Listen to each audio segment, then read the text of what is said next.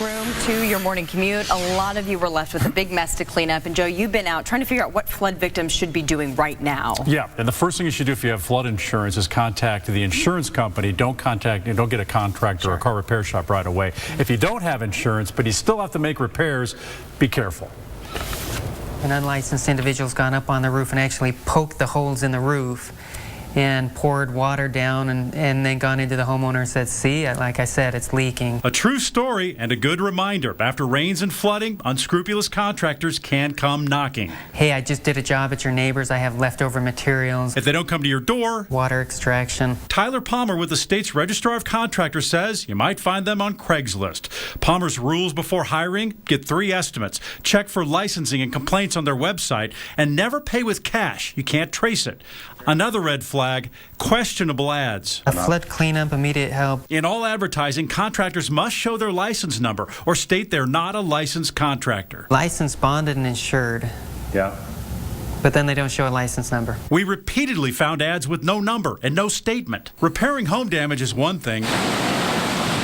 What if your car was flooded? They drove through a puddle and they needed to have it towed in. James Garnand with High Tech Car Care in Phoenix says this owner knew their car needed repairs. You may not know without getting it to a shop, but as a rule, most of the vehicles that are driven into water and driven out of it aren't going to have a problem. In future flooding, he says, to stay out of trouble, you want to keep the water about the center of the wheel or lower. If you don't know the water level, don't enter. And if you think your insurance will automatically cover flood damage, not so fast. It's trying to determine whether it was self-induced or whether it was actually an accident that occurred. Again, in future cases, to better your coverage chances, take pictures of other cars stuck near you. Try to show there were no flood warning signs nearby, and talk to an agent before the insurance company.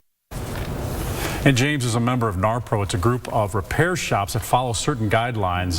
There are a number of shops in the area, and they're going to give your car a free examination for flood damage if you bring your car in. That's great. And I know you have so many people who call you and talk about contractors and getting ripped off, especially in a situation like this where some of these people kind of come out of the dark and they try to rip you off. How do you know, or what should people be looking for when it comes to hiring a contractor? Well, I think the key is doing an internet search on them right away. I always say that before you hire anybody. Do an internet search, put complaints in there, and see if the business comes up with that. The second thing is they have to have a license if they're contracting over $1,000. So check the ROC website and make sure that they actually have it. Yeah, what about people who don't have flood insurance? Well, I think if there's an immediate danger, they're going to have to contact the Red Cross, because it's flood insurance that covers these repair costs and all those. Now, that could change. If this is deemed to be a disaster area, a federal disaster area. Then grants and loans could be available for these people, but that could take weeks to determine. So could be down the line. Go to ABC15.com sections and let Joe know. I've got a link to NARPRO that shows the car shops involved where you can get that free inspection I talked about. If you need my help,